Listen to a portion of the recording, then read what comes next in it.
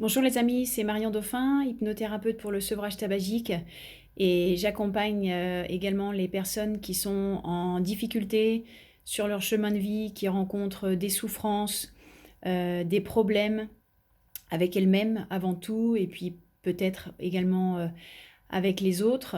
J'accompagne également sur le chemin, en tout cas dans le domaine et de la libération de la parole au niveau de la sexualité. Donc ça, c'est quelque chose de récent. Et également au niveau du deuil et du suicide, dont je vais avoir l'occasion de vous reparler prochainement. Nous sommes le 31 octobre 2021 et cette vidéo pour profiter d'un joli rayon de soleil à l'instant, après un sevrage tabagique qui s'est terminé il y a une dizaine de minutes, pour revenir sur le sujet de la sexualité et surtout de la manière dont nous avons été éduqués, chacun de nous, sexuellement.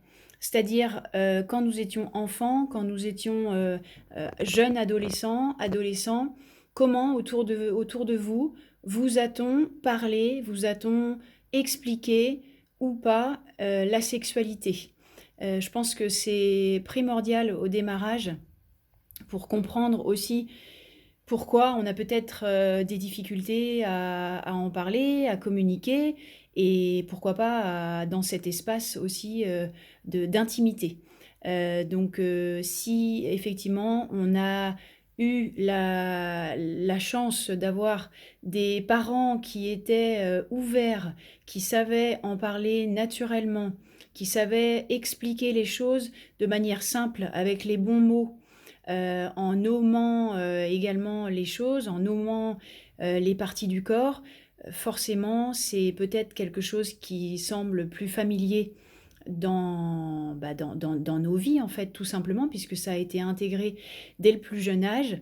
Après, malheureusement, le schéma le plus fréquent est quand même celui où on n'a pas du tout reçu d'informations de la part de nos parents.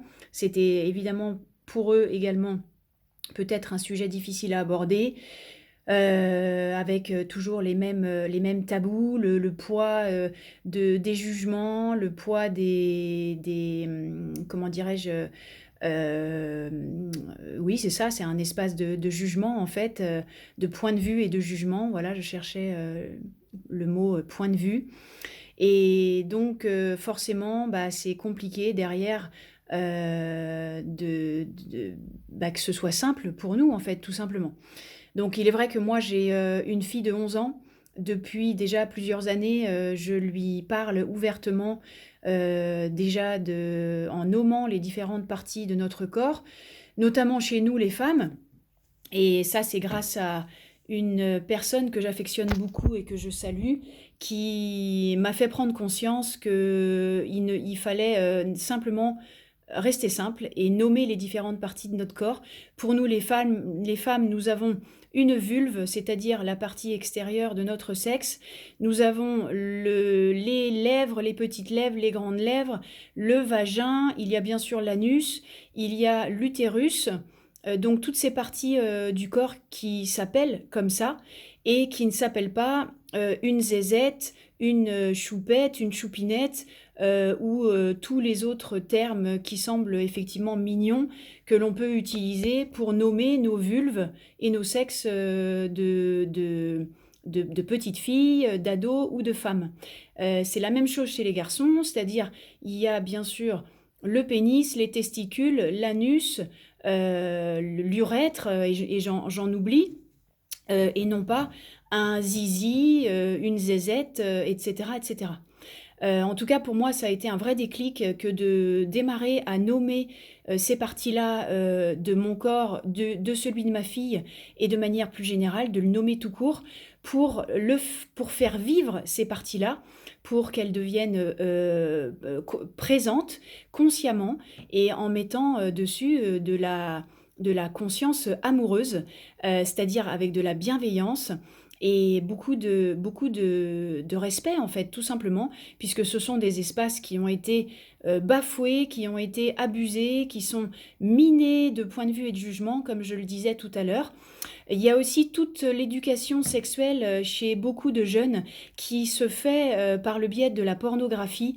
Alors ça, c'est un sujet également qui est extrêmement tabou, alors qu'on ne peut pas, continuer de nier que, c'est un phénomène, qui est bien présent, qui existe et dont se nourrissent énormément d'adultes, que ce soit des hommes ou des femmes, et où malheureusement, s'il n'y a pas de communication et de prévention faite en la matière au niveau de nos jeunes, de nos préados, de nos ados et de nos enfants de manière générale, il peut malheureusement en ressortir eh bien des drames avec des chocs, parce que ça peut être extrêmement violent, surtout s'il n'y a eu aucune communication, aucune information en la matière. Et bah, tout simplement, il y a beaucoup de personnes, peut-être plus les jeunes hommes, qui se sont éduqués sexuellement par le biais de la pornographie et en faisant une référence, en faisant une réalité. Or, c'est une réalité, mais ce n'est pas l'ensemble de la réalité. En tout cas, ce que je dis n'est pas très clair, mais tout ça pour dire que c'est une pratique, c'est quelque chose qui existe, il ne faut pas le nier. Voilà, moi j'avais beaucoup de points de vue et de jugement également sur la pornographie. J'ai compris que ça ne servait à rien d'en avoir, parce que ce sont aussi des espaces de nous que l'on refuse de voir en face par rapport à l'énergie sexuelle, par rapport à ce qu'on peut ressentir. Et voilà, et donc j'ai été beaucoup plus ouverte à accepter ce qui existe, et surtout pour essayer de comprendre pourquoi ça existe. Eh bien, tout simplement parce que quand on ne va pas regarder à l'intérieur de nous ce qu'il s'y passe de manière consciente, c'est-à-dire ressentir la vie, ressentir l'énergie sexuelle, eh bien, on va chercher à l'extérieur de soi, et la pornographie fait partie de cet extérieur. En tout cas, pour moi, il est très important de ne pas se voiler la face, de ne pas faire comme si ça n'existait pas, et d'être dans la communication, la bienveillance, et par rapport à nos enfants, à nommer, à expliquer, et aussi pour prévenir. Parce que la sexualité, il y a aussi toute la partie beaucoup plus sombre, où il y a les agressions sexuelles, les attouchements, les viols, les incestes. Et tout ça, ce sont aussi des espaces qui sont complètement tabous, alors que malheureusement, ce sont des choses extrêmement communes au vu des déséquilibres qui existent chez beaucoup d'entre nous par rapport à notre propre sexualité, à nos propres espaces intérieurs. Voilà les amis, ce dont je souhaitais vous parler aujourd'hui. Je vous souhaite une belle journée ensoleillée. En tout cas, ici, moi, à côté de Rennes, c'est le cas. Et puis, je vous dis à bientôt. Je ferai une vidéo très prochainement sur le deuil et sur le suicide. Nous allons entrer dans la période du mois de novembre, qui est l'un des mois de l'année où il y a malheureusement le plus de suicides. Et à l'heure actuelle, nous traversons également une période où beaucoup de jeunes ont des idées suicidaires par rapport à toute la période de Covid que nous vivons. Et il me semble important d'évoquer tout cela, puisque le deuil et le suicide sont des sujets que je connais à titre personnel. Bonne journée, je vous dis à très bientôt.